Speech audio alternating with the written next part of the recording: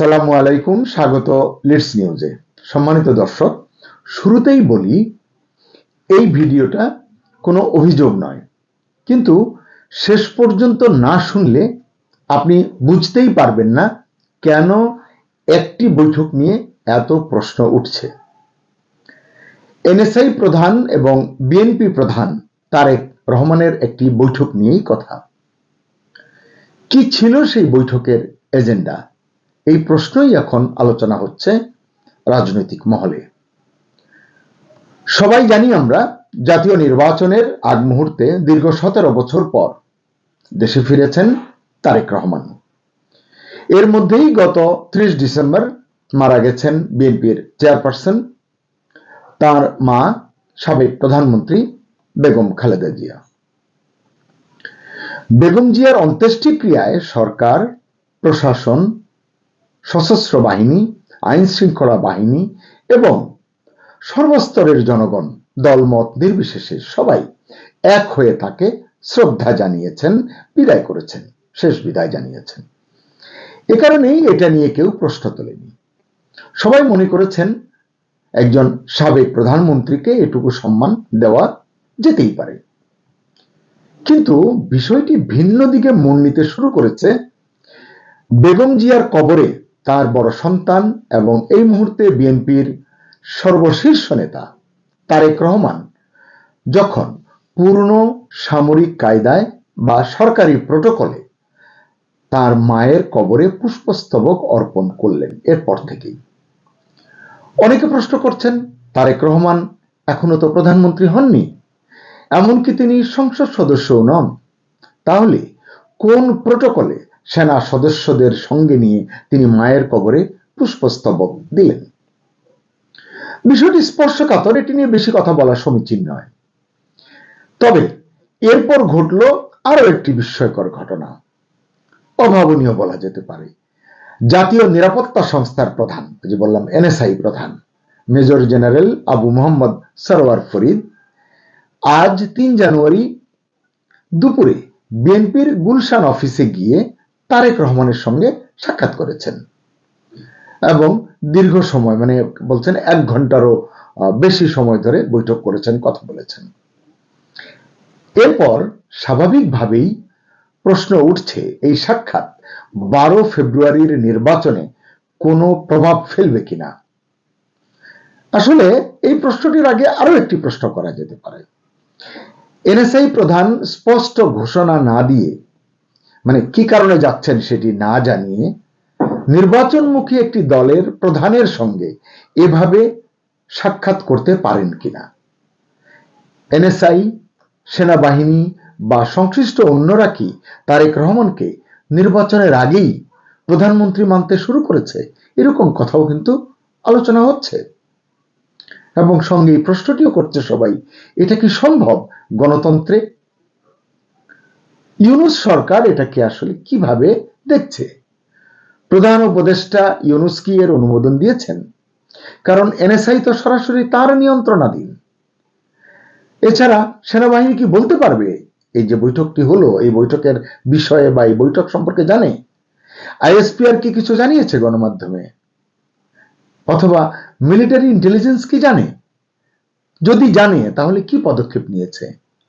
সব মিলিয়ে এই ঘটনা সামগ্রিক রাজনীতিতে, মানে নির্বাচনমুখী একটি সময়ে কি বার্তা দিচ্ছে সকলকে? এত কথা হচ্ছে এই কারণেই যে এখনো পর্যন্ত কেউ এই সাক্ষাৎ বা বৈঠককে ব্যক্তিগত হিসেবে ঘোষণা করেননি। না বিএনপি, না এনএসআই কিংবা সংশ্লিষ্ট অন্য কেউ বলেনি যে এটা ব্যক্তিগত সাক্ষাৎ ছিল, ব্যক্তিগত প্রয়োজনে গিয়েছেন, এই বলা হচ্ছে না।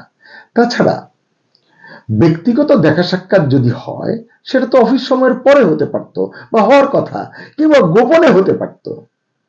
বিএনপির গুলশান অফিসে, যেটি একটি রাজনৈতিক অফিস, সেই অফিসে গিয়ে অফিস সময়ের মধ্যে এই বৈঠকটি হয়েছে। এই জন্যই এখানে প্রশ্ন উঠছে, আসন্ন নির্বাচনের জন্য লেভেল প্লেইং ফিল্ড কি তাহলে ঠিক থাকবে? অন্য দলগুলো কি এমন সুযোগ পাচ্ছে বা পাবে? এনএসআই প্রধান কি তাদের অফিসে গিয়েও দেখা করবেন, কথা বলবেন? ধরেই নিলাম আইন শৃঙ্খলা নিয়ে কথা বলবেন, সেগুলো কি তিনি বলবেন? আপনারা নিশ্চয়ই দেখেছেন ইতিমধ্যে এনসিপির নেতা হাসনাত আব্দুল্লাহ তিনি একটি কথা বলেছেন, প্রশাসন বিএনপির দিকে ঝুঁকে গেছে। এই শিরোনাম দেশীয় গণমাধ্যমে প্রকাশিত হয়েছে, পাবলিক ডোমেইনে এটি আপনারা খুঁজলেই পাবেন। কিন্তু সংশ্লিষ্ট কোনো পক্ষ থেকেই এ বিষয়ে কোনো ব্যাখ্যা বা বক্তব্য দেয়া হয়নি বা আমরা পাইনি। এনএসআই প্রধানের যে বৈঠকটি বললাম প্রায় 1 ঘন্টারও বেশি, এটি আসলে জানা গেছে একটি বিদেশি গণমাধ্যমে ছাপা হওয়ার কারণে। আমাদের দেশের মূলধারার গণমাধ্যমে এটি নিয়ে কোনো সংবাদ আমি অন্তত দেখিনি। তো এখন পর্যন্ত এনএসআই বা বিএনপি এ বিষয়ে আনুষ্ঠানিক বক্তব্য দেয়নি, এটি তো আগেই বললাম। তার মানে কি? তার মানে হচ্ছে যে একটা রিপোর্ট আছে, যে রিপোর্টটি ছাপা হয়েছে, কিন্তু এ নিয়ে অফিসিয়াল কনফার্মেশন নেই। তবে এটা ঠিক, এই সংবাদ প্রকাশের পর থেকে, এই তথ্য প্রচারের পর থেকেই রাজনৈতিক এবং প্রশাসনিক মহলে নানান আলোচনা চলছে। কেন এই সাক্ষাৎ বা বৈঠক নিয়ে প্রশ্ন উঠছে সেটা যদি আমরা একটু বিশ্লেষণ করি, কি দেখতে পাবো? আমরা দেখতে পাবো যে বাংলাদেশের প্রচলিত প্রথা অনুযায়ী সাধারণত গোয়েন্দা সংস্থার প্রধানরা প্রকাশ্য রাজনৈতিক কর্মকাণ্ড থেকে দূরে থাকেন। সেই জায়গায় একটি রাজনৈতিক দলের কার্যালয়ে গিয়ে বৈঠক, এটা তো নজিরবিহীন ঘটনা। এই জন্যই আসলে প্রশ্ন উঠছে, এই বৈঠকের উদ্দেশ্য কি? কেন কেউ কিছু বলেননি বা বলছেন না? কেন সরকার নীরব? কেন প্রশাসন নীরব? কেন নিরাপত্তা সংস্থাগুলো নীরব? তার মানে ওই যে বললাম, অভিযোগ আছে, রিপোর্টও আছে, কিন্তু ব্যাখ্যা নেই। এ কারণেই রাজনৈতিক মহলে কেউ কেউ মনে করছেন এই ঘটনা হতে পারে অন্তর্বর্তী সরকারের রাজনৈতিক কৌশলের কোনো অংশ। সবচেয়ে বড় বিষয়, এরকম পরিস্থিতিতে যখন কেউ কিছু বলে না, অর্থাৎ মুখ খোলে না, তখন এই নীরবতাই সবচেয়ে বড় প্রশ্ন হয়ে দাঁড়ায়। লিডস নিউজ নীরবতার কারণে ওঠা প্রশ্নটাই সবার সামনে তুলে ধরছে। লিডস নিউজ কোনো সিদ্ধান্ত দিচ্ছে না বা সিদ্ধান্তে পৌঁছাচ্ছে না। আমরা এটাকে পলিটিক্যাল স্পেকুলেশনও বলতে চাই না, আবার অভিযোগও না। আমরা শুধু প্রশ্ন রাখছি, এনএসআই প্রধান এবং তারেক রহমানের বৈঠকের এজেন্ডা কি ছিল, কি বিষয়ে তারা কথা বলেছেন। যদি এই সাক্ষাৎ বা বৈঠক নিয়মের মধ্যে হয়ে থাকে, তাহলে এত নীরবতা কেন? দর্শক, আপনারা জানেন গণতন্ত্রে প্রশ্ন করা অপরাধ নয়, প্রশ্ন না করাটাই বরং বড় ঝুঁকি তৈরি করতে পারে। তাই সময় থাকতেই সবার সতর্ক হওয়া জরুরি। সবাই ভালো থাকুন। আল্লাহ হাফেজ।